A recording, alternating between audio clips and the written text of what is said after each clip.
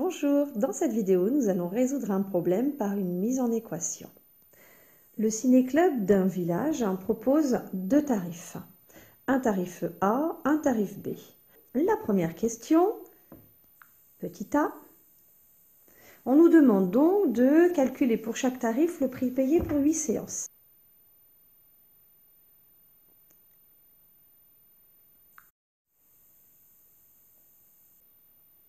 Alors le prix que je vais payer avec le tarif A, je peux l'appeler P de A, il va être égal à une cotisation annuelle de 21 €, plus, si je vais 8 fois au cinéma dans l'année, ça va me coûter 8 fois 1,50 €. Donc je réécris P de A, c'est égal à 21 plus 8 fois 1,50, ça fait 12, c'est-à-dire 21 plus 12, cela fait 33. 33 €, je vais noter. Donc ça, c'est le prix payé à la fin de l'année avec le tarif A pour être allé 8 fois au cinéma. Je vais faire la même chose pour le tarif B. Donc le prix que je vais payer avec le tarif B pour 8 séances, eh bien comme il n'y a pas de carte d'adhésion, j'en paye pas. Et je vais payer 8 fois la séance, 8 fois 5 €.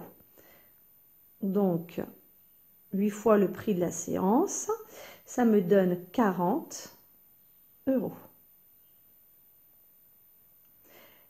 J'ai donc, à la fin de l'année, payé avec mon tarif B pour 8 séances 40 €. Je vais pouvoir à présent répondre à ma deuxième question. Et on nous demande d'appeler X le nombre de séances. Donc maintenant, ça ne sera pas 8 séances, mais X séances.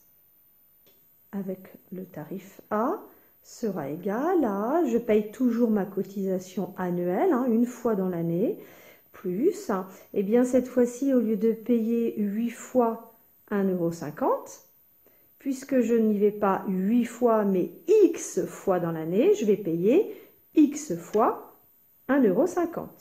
Donc X fois 1,50 €. Donc je réécris cela. P de A est égal à 21 plus X fois 1,5. On peut l'écrire 1,5 X.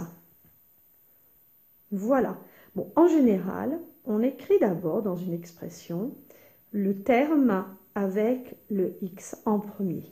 Donc je vais réécrire cela. 1,5 X plus 21. Ça, c'est le prix que je vais payer à la fin de l'année. C'est ce que j'aurai payé avec mon tarif A pour X séances. Je vais faire l'équivalent maintenant avec le tarif B. Et donc le prix avec le tarif B sera égal à, cette fois-ci, j'ai pas d'adhésion, j'avais dit, 8 fois 5 €, puisque j'y allais 8 fois. Maintenant, c'est X fois 5 €. X fois 5 €. Même chose, je vais l'écrire 5X. Vous voyez que j'ai réécrit ici les deux prix en fonction des tarifs A et B.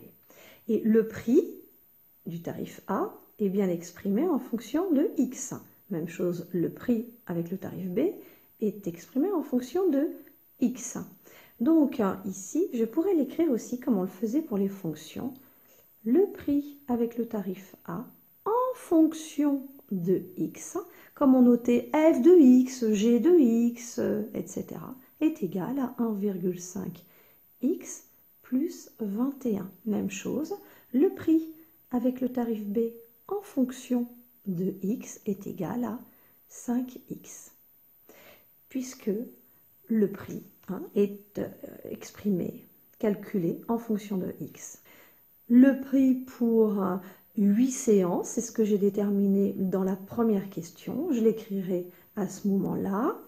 Eh bien, P, le prix avec le tarif A pour 8 séances serait égal à 1,5 fois 8 plus 21. C'est-à-dire que je remplace mon x par 8. Et ça, eh bien, ça me donne P de A pour 8 séances, ce que j'ai calculé déjà à la première question, 33 €.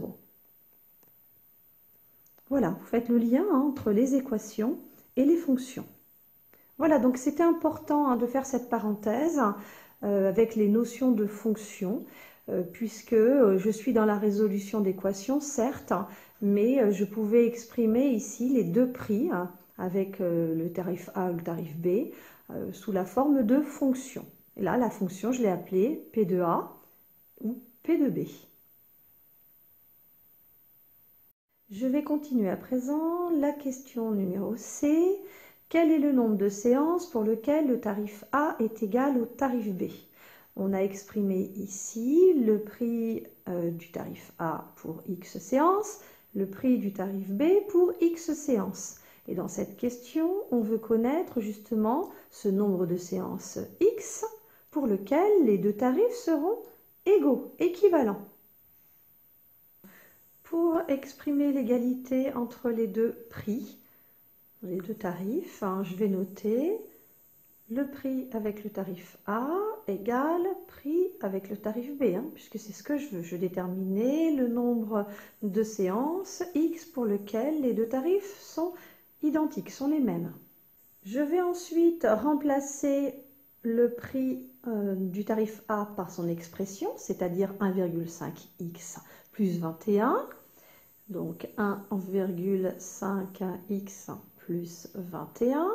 Je réécris le signe égal et je vais remplacer P de B, c'est-à-dire le prix du tarif B, par son expression 5x.